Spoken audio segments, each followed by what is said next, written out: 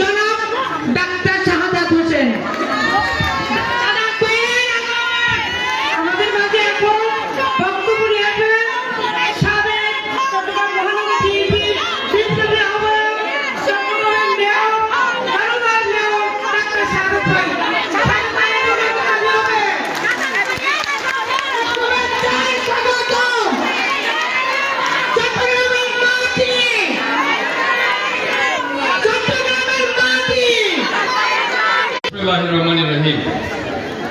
অনেকদিন পর একটি উচ্ছ্বাস ভাব এসেছে, তাই না?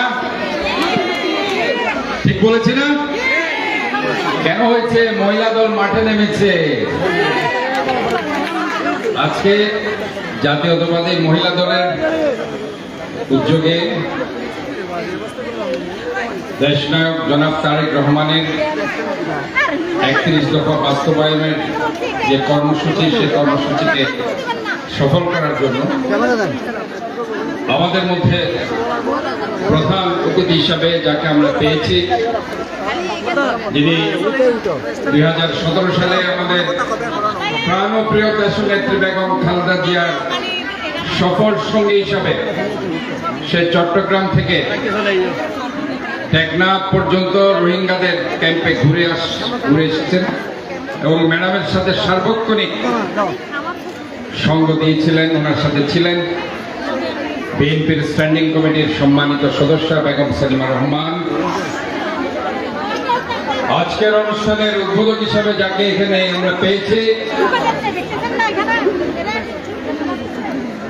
আমরা মনে করি মহিলা দল যাকে সভাপতি হিসাবে পেয়ে অত্যন্ত গতিশীল হয়েছে কেন্দ্রীয় মহিলা দলের উদ্যোগে সারা বাংলাদেশ, আমাদের অত্যন্ত সম্মানিত শ্রদ্ধা আফরোজা আব্বাস আজকের এখানে উপস্থিত আছেন। নগর বিএনপির সুযোগ্য আহ্বায়ক জনাব এরশাদুল্লাহ, প্রাক্তন সংগ্রামী সফল সাধারণ সম্পাদক, আন্দোলন সংগ্রামের নেতা জনাব আবুল হোসেন বকর ভাই।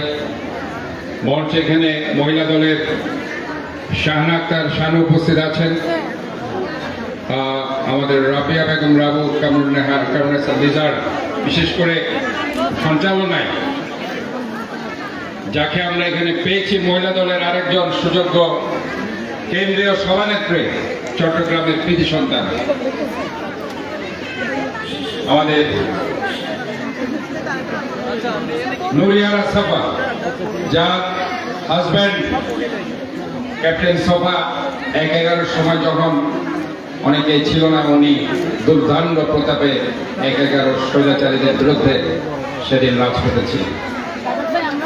আর এখানে ফাতেমা বাদশাহ তো আছে, কেন্দ্রীয় যুগ্ম সম্পাদিকা, উনি সবসময় আন্দোলন সংগ্রামের নেতৃত্ব দিচ্ছেন। আর এখানে অনেকেই বলছেন আছে আছে সবাই আছে। এবং তোমরা তো শোনো, তোমরাই সেদিন 2018 সালের 18 ফেব্রুয়ারি 8 ফেব্রুয়ারি সেদিন তোমরাই জেলে গিয়েছিলে। তোমাদের সাথে মনে আছে, মনে আছে, সবারই মনে আছে। মরিয়াপা তো সভানেত্রী, উনি তো আজকে মরিয়াপা না থাকলে এত বড় সমাবেশ হতো না। উনি সব সময় প্রমাণ করে দিয়েছেন সমাবেশের জন্য মনে she is the best choice for BNP। এবং এখানে ইয়াসিন চৌধুরী লিটন আছেন, যিনি আন্দোলন সংগ্রামে সবসময় ছিলেন। এখানে আমার এই যে মহিলারা যারা দাঁড়িয়ে আছে, 8 ফেব্রুয়ারি ওই সময় আমি আপনাদের বলি, যেদিন ম্যাডামকে গ্রেপ্তার করা হয়েছিল 2018 সালে, অনেক বাঘা বাঘা নেতা সেদিন ছিল না, মহিলা দলের নেত্রীরা ছিল। এটা আমি আজকে 7 বছর পরে হলো সবার সামনে সাক্ষী দিচ্ছি। গ্রেপ্তার এই তো বলছি তো, তোমরা যারা সামনে আছো, তোমরা সবাই গ্রেপ্তার হয়েছে, সবাই তোমরা কষ্ট করেছ, সবাই কষ্ট করেছ। কাজেই শুধু নাম বলে আর সময় নষ্ট করো না। আমার এই যে বোন,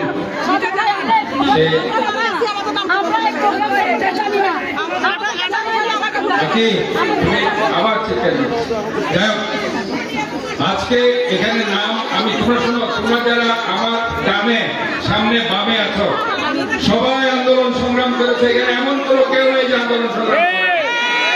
কেউ বেশি করেছ, কেউ কম করেছে, কিন্তু সবাই করেছে। আমি তো বলছি মহিলা দলের সবচেয়ে বেশি ভূমিকা ছিল। আজকে 31 দফা আপাতত 31 দফার সবচেয়ে যে দফাটির জন্য আমরা আজকে এখানে মিলিত হয়েছে, 31 দফার 24 নম্বর দফাটা কি? আমাদের নারীদেরকে অধিকার নিশ্চিত করা, সুরক্ষা দেওয়া। আমাদের 31 দফার 24 নম্বর যে দাবিটা আছে, দফাটা আছে, অনেকেই মনে করেছে যে আমরা 31 দফা এখনই দিচ্ছি, সংস্কার এখন করছে। এটা ঠিক নয়। আমরা আজকে সাংবাদিকদের বলতে চাই, বিএনপি সংস্কার করেছে যখন শহীদ প্রেসিডেন্ট জিয়াউর রহমান দায়িত্বভার নিয়েছে।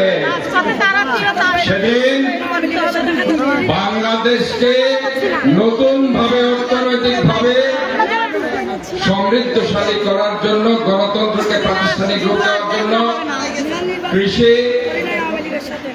কৃষি খাত, গার্মেন্টস খাত, মানব সম্পদকে শক্তিশালী করার জন্য উনি 19টি দফা দিয়েছিলেন।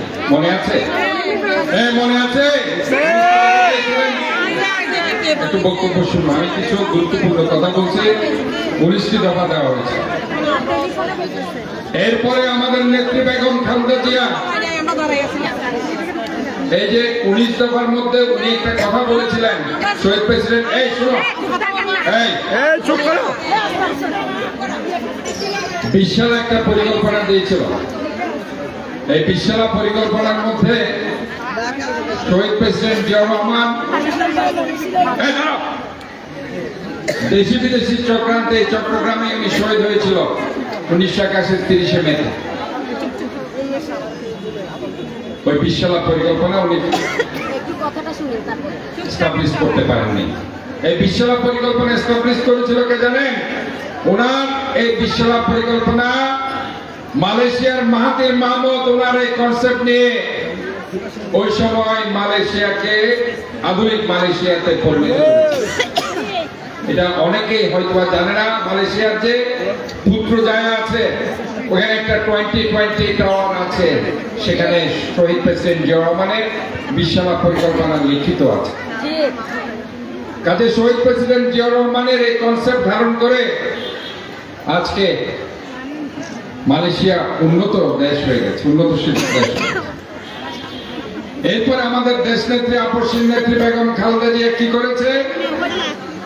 উনি একটি 2030 ভিশন বাংলাদেশের মানুষকে উপহার দিয়েছেন।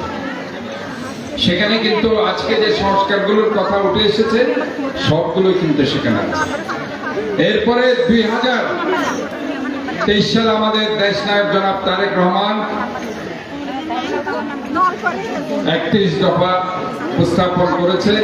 এই দেশের অর্থনীতি, সমাজনীতি, রাজনীতি, শিল্প, সাহিত্য, ক্রীড়া, সংস্কৃতি এবং আমাদের যে মৌলিক অধিকার, অন্ন, বস্ত্র, বাসস্থান, শিক্ষা, স্বাস্থ্য, আমাদের যে গণতান্ত্রিক অধিকার, আইনের শাসন, মানবাধিকার, বিচারের শাসন, নির্বাহী বিভাগ, বিচার বিভাগ, আইন বিভাগের যে একটা সামঞ্জস্যতা, সমতা, পাশাপাশি আমাদের যে জাতি, ধর্ম, বর্ণ নির্বিশেষে একটা রেইনবো নেশন, সেটি করার জন্য উনি 31 দফা দিয়েছেন।